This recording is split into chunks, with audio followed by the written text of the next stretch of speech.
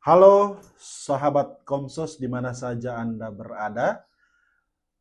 Jumpa dengan saya Petrus Bulilamak, salah satu pegiat Komsos di Paroki Santo Arnolus Jansen, Malanu, Kota Sorong, Keuskupan Manokwari Sorong.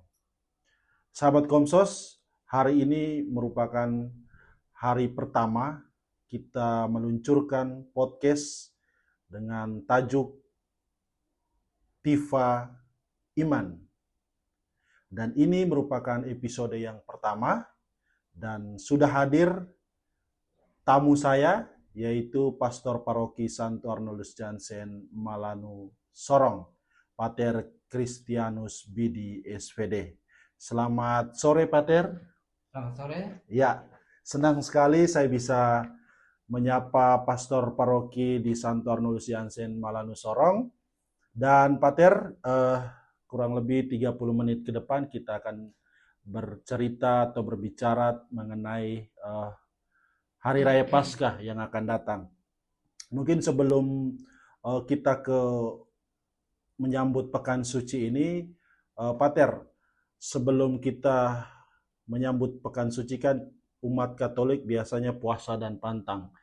Kira-kira apa makna dari umat Katolik melakukan puasa dan pantang, Pater? Baik, terima kasih. Gereja Katolik setiap tahun sebelum merayakan Pekan Suci, itu kita melaksanakan pantang dan Puasa puasa ya.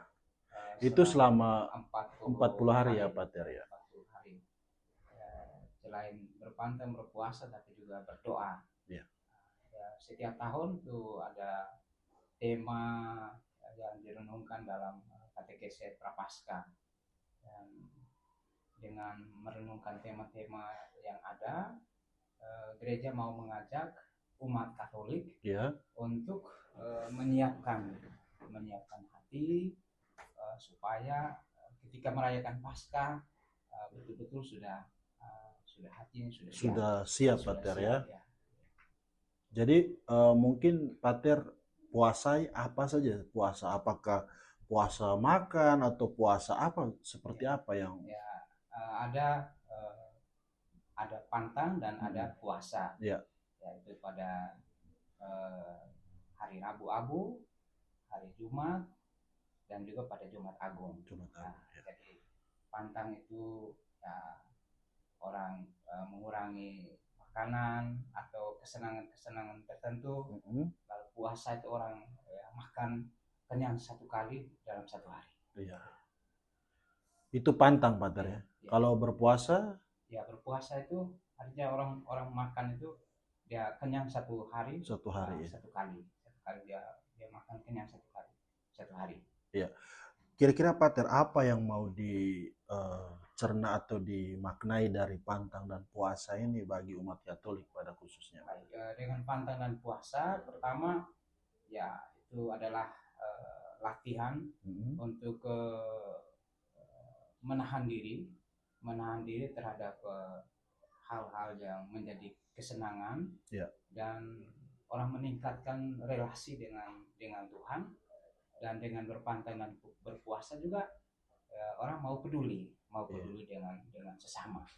Dan wujudnya itu apa yang dilaksanakan selama masa pantang dan puasa itu dapat diwujudnyatakan melalui gerakan APP, yaitu mengumpulkan yuran atau dana APP sebagai wujud aksi kepada sesama. Berarti selama 5 minggu aksi APP tadi diwujudkan dalam bentuk katekese begitu, Pater ya? Dengan tema-tema yang sudah disiapkan. Ya.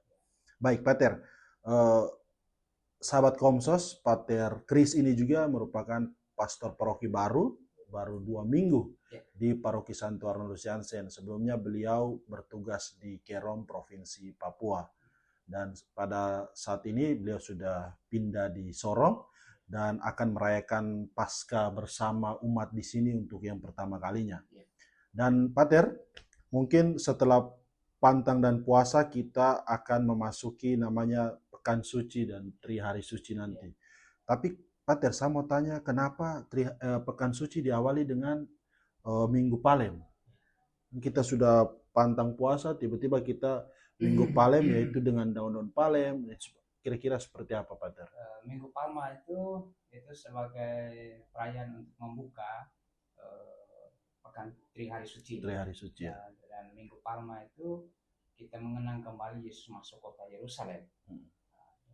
Pada masa itu, ketika Yesus masuk kota Yerusalem, orang begitu bergembira, bersuka-cita karena mereka menantikan seorang Mesianis.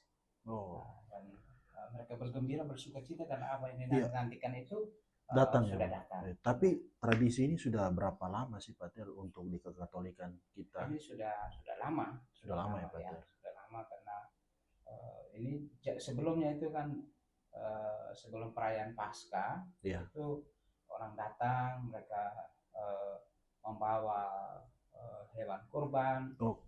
Dan pada saat Minggu Palma itu Yesus datang dan dia itu ya boleh dikatakan sebagai anak domba. Iya, Pater, tapi menariknya yang biasa kita lihat itu kan Minggu Palem ini ditandai dengan daun-daun palem ini.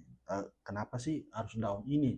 Tidak daun tidak daun bambu atau tidak pakai daun pisang atau tidak pakai daun yang lain? Kenapa sih harus daun palem? Sebenarnya dia punya makna. Ini mungkin umat Katolik atau sahabat-sahabat Komsos di luar mungkin mereka bilang cuman sebutan daun palem, tapi kenapa daun ini yang dipilih begitu? Daun palem itu lambang kemenangan, lambang damai, juga itu kebangkitan. Jadi dengan memegang daun palma itu orang merayakan kemenangan, ada sukacita, ada kegembiraan karena yang mereka nantikan itu Mesias itu telah datang masuk ke kota Yerusalem. Ya, sepertinya kalau mau dibilang lebih berwibawa pegang daun palma deh. Kalau misalnya kita perarakan terus pakai daun pisang kayak sepertinya agak ganjil. Tradisi. Ini sudah tradisi, Pater, ya. Ya. Baik. Berarti besok di sini tetap menjalankan misa daun palma sesuai yang direncanakan, Pater. Minggu Palma nanti kita akan ada perarakan dari halaman SMP Negeri 4 ya. Lalu kita nanti akan menuju ke gereja sini ya. Nah, kita di paroki ini nanti akan ada 3 tempat. Selain di pusat paroki, nanti ada di stasi San Yosef dan Malasilen, tapi juga nanti di stasi Santa Maria Magdalena Bambu Kuning. Baik, Pater. Setelah kita dari Minggu Palem, kita secara tradisi masuk ke Kamis Putih. Nah, mungkin Pater bisa menjelaskan Kamis Putih ini perayaannya yang paling intinya di mana? Kamis Putih itu adalah kita mengenang saat di mana Yesus mengadakan perjamuan terakhir dengan para murid-muridnya. Di sana ada upacara membasuh kaki. Nah, lalu Kamis Putih juga itu adalah saat di mana